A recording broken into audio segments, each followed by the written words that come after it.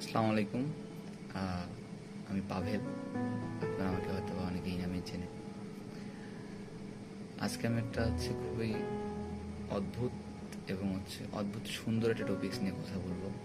টপিকসটা আমাদের অনেক সময় হয় না যে প্রিয় মানুষের খাবার রান্না করে নিয়ে আসে, তখন আমরা এটাকে জাস্টিফাই করি। আমার বিরোধিতাটা এইখানে যে আমাদের কি আদৌ এই জাস্টিফাই বা এই বিচার বিশ্লেষণ করা উচিত কি? আপনার পছন্দের মানুষের রান্না কখনো বাজে হতে পারে না, বা স্বাদহীন হতে পারে না, কেননা সেই মানুষটা চেষ্টা করে পরম যত্ন আর ভালোবাসা দিয়ে সেটা রান্না করতে এবং আপনার সামনে সেটা পরিবেশন করতে। হয়তো কোনো একটা এলিমেন্ট বা কোনো একটা ইনগ্রিডিয়েন্টসের কারণে খাবারটা প্রপার স্বাদ আসে না, কিন্তু সেখানে কিন্তু যত্ন আর ভালোবাসার আপনি কোনো ঘাটতি পাবেন না। আপনি যখন আপনার সামনে যখন খাবারটা পরিবেশন করা হলো, খাবারটা খাওয়ার পরে যখন আপনি তৃপ্তির ঢেকুর পড়বেন, তার চোখে মুখে আপনি যে হাসি বা যে ভালোবাসা বা যে যত্নটা আপনি লক্ষ্য করবেন, তা পৃথিবীর কোথাও পাবেন না।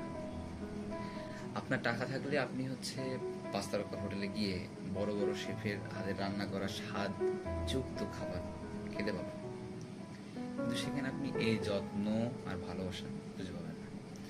আপনি সেখানে খুঁজে পাবেন কমার্শিয়ালিটি বা বাণিজ্যিকতার একটা আস্তরণ বা একটা প্রভাব আপনি এখানে খুঁজে পাবেন।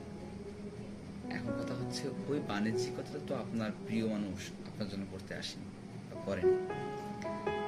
আপনার উচিত তাকে তার এই এফোর্টটাকে সাধুবাদ জানানো এবং তাকে তার এই এফোর্টের বিনিময়ে সামান্য পরিমাণে ভালোবাসা এবং যত্ন ফেরত দেওয়া। একটা জিনিস চিন্তা করে দেখেন, আপনি আমি বাঁচবো কতদিন? আমার মানুষের জীবনটা খুবই সংক্ষিপ্ত, আমরা খুব কম সময় বাঁচি।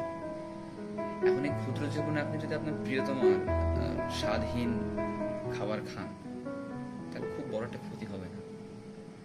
বাট তার বিপরীতে আপনি যে যত্ন এবং ভালোবাসা নিয়ে দীর্ঘ ঘুমের দিকে যাবেন, তা অনেকের কাছে অধরা স্বপ্নের মতো।